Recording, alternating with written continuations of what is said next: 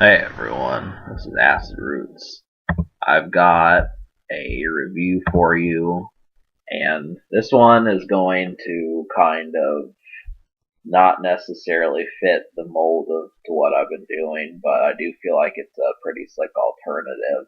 So the main issue with horrorcore music and stuff like ICP, that sort of thing, Juggalo type stuff, is just there's a couple of problems. A, it's really difficult to get women involved with this sort of thing. There's tons of women juggalettes out there, but as far as getting embracing everyone, that doesn't normally happen.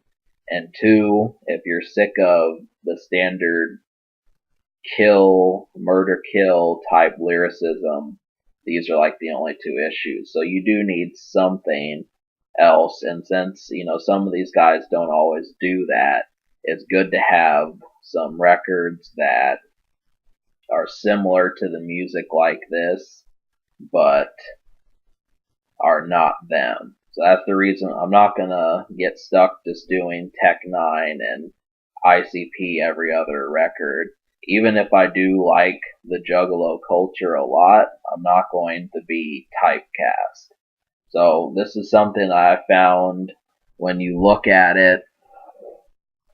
Um, you got to go out sometime. You can't just hang out at the house. And so this is a little bit more music, even though it's kind of a younger mindset. Um, it is. It's obviously concerned with dancing, maybe light clubbing, and cruising in your car.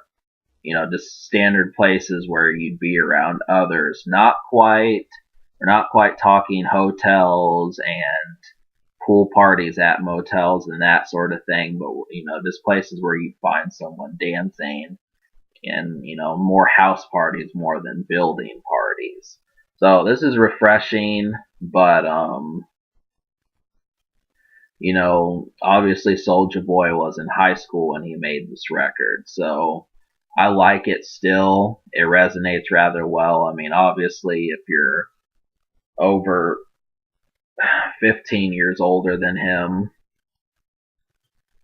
if you're more than 15 years older than him, it's a little bit difficult to recognize this, but it's kind of become a little bit of a cult album. It's definitely a face of rap in a light way. For the younger set that actually had a MySpace and, just were kind of internet surfers, that sort of thing, this was a pretty popular one. And just, Crank That Soulja Boy was an immediate song that people were yapping about back then. So, it is trendy, but it's just really young. So that's the only thing you have to look forward to. But there are some neat dance numbers, and like Sean Kingston, it is kind of, um, it can't quite dominate the night, but it can do a above decent job. So yeah, I mean, a lot of this music works well at night. You can smoke to it. You can definitely be in your car, just some light tunes, just to let your mind go and be at ease. So we'll talk about some of the smoking records. There are 13 records on this album, and I like 9 of them. So Crank That has like those, don't really know how to describe them. I think steel drums is what they are. Booty Meat's a real good one to smoke to. Bapes, She Thirsty, and Sidekick. These are some good ones to smoke to. I'm kind of forgetting what the songs sound like. But yeah, most of the ones I'm getting ready to mention I think you'll like quite a bit. Um, so I'm sure that you've heard at least 2 or 3 of these songs. Like, um, Arab was kind of, he was getting to the point where people were actually wondering where his album was, and I think that was, circa 2008 or so. But he's on this album a few times, and that's virtually the only person that's really featured.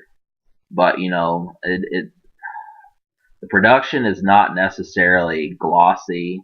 It just has like really kind of just skeletal beats, and so I think you may like it, but it's not huge production like you known from some of the other cats. I think really he was found off the internet. It wasn't just he put mixtapes, sold them out of his car or whatever. He actually did come up off the internet. So I think he does produce his own stuff. So booty meat might get on your nerves, but it's just infectious at the same time. Um, Yeah, that one really sounds tense. I like it. Let Me Get 'Em, kind of, I think Lil Wayne did this song. He rapped over it. Bapes is good. She Thirsty has like a real bass heavy beat. So there's just a number of numbers on here that work really well. But let's talk about the unheard songs, the songs I recommend you check out. Crank That Soulja Boy, even though it may, it just screams child and childish. It's actually a pretty slick song. Like really, Soulja Boy later on revealed that he actually is a little bit threatening. I mean, I think he's from Atlanta, so it's a neighborhood type thing, and it still holds strong. You can still dance to it, do whatever you want. Booty Meat, that's a good one. Bapes, Let Me Get 'Em, Snap and Roll, Sidekick, She Thirsty, Yaw, and Soulja Girl. Now, really, all of these do have good beats. That's mainly why I like them. But there's not really a single instrumental on this album, except for Crank That. That just is like triple A. So they're good songs, but like I said, it just is very basic. You just have to get used to that. He's ground level, and it's important. He's not quite in, he's not on a jet plane constantly. You're not hearing tales of people that are, head and shoulders above your lifestyle. He's got a song on here called Report Card, just talking about, wanting someone to raise his grades. So, this is just run of the mill stuff, but it's not bad run of the mill. That's just what you've got to understand. It's pretty accessible. I mean, I do like it. Originally, I didn't, but I do now. So, yeah, that basically sums it up. For as far as the social score goes, I'm gonna give it a 7.5.